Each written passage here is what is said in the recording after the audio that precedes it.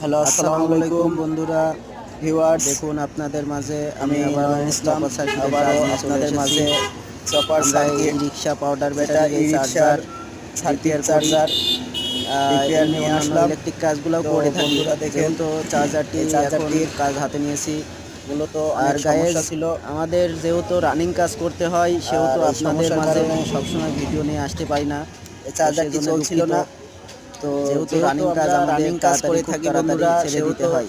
সব সেই ভিডিওই অনুযায়ী আমরা দেখেন গায়েজ, দিতে পারি না। আমার কাছে অনেক তো রানিং কাজ যাই আছে, হোক সব বন্ধুরা, ভিডিও আমি করতে পারি এই না। রানিং কাজের আমি ভিতরেও যেহেতু একা আছি, নতুন যেহেতু আমি তাই ভিডিও আমি ছাড়তেছি, খুব, সেহেতু আপনারা রানিং আমাকে কাজের ভিতরেও সাবস্ক্রাইব আপনাদের জন্য করবেন, লাইক কিছু করবেন, কিছু শেয়ার করবেন, আমাকে আমার কাছে ইমার্জেন্সি জানতে কাজগুলা চাইবেন। তো আমি দেখাতে আপনাদের চাই জন্য এবং চেষ্টা করব দেখাচ্ছি। যথেষ্ট পরিমাণ সেটা দেখুন। ভিডিও দিতে এই বা চার্জারটি ভিডিও আমি এখন দেওয়ার চেষ্টা রিপেয়ার করব। করতে।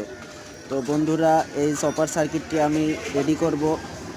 তো এইখানে বন্ধু দেখেন, মেন প্লাগের পাওয়ার কর্ডটি আমি বাদ দিয়ে দিতেছি, যে এই পাওয়ার কর্ডটি কোনো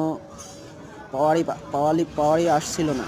তো এখানে বন্ধুরা, এই পাওয়ার না আসার কারণে, মূলত কথা এই পাওয়ার না আসার কারণে সার্কিটটিতে অন্য অন্য জায়গাতে আরও সমস্যা হয়েছে।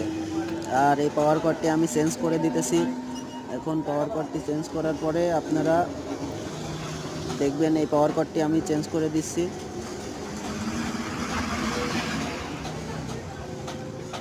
হ্যাঁ, পাওয়ার কর্ডটি এখন চেঞ্জ করা হয়ে গেছে।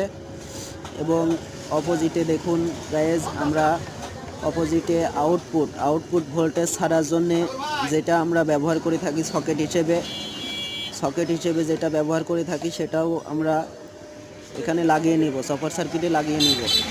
তো বন্ধুরা, চপার সার্কিটের পয়েন্টগুলো আপনারা ঠিকঠাকভাবে রাখবেন, যাতে একটি ঝালাই অন্য ঝালাইয়ের সঙ্গে না লেগে যায়।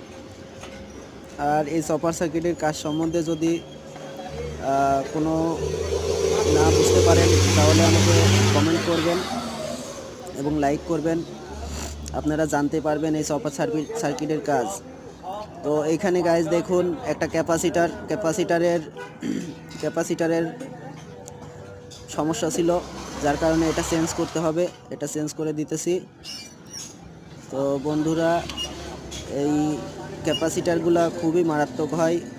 তো ক্যাপাসিটারগুলো মান অনুযায়ী আপনারা দেখে দেখে লাগাবেন এবং নেগেটিভ পজিটিভ দুটাই ঠিক রাখবেন। তো বন্ধুরা, এই সার্কিটটি আমাদের দেখেন রেডি হয়ে গেছে। এই সার্কিটটি এখন চেক করার পালা। এখন আমরা এই সার্কিটটি চেক করব। দেখেন, অলরেডি ইনপুট পেয়ে গেছে বন্ধুরা, দেখেন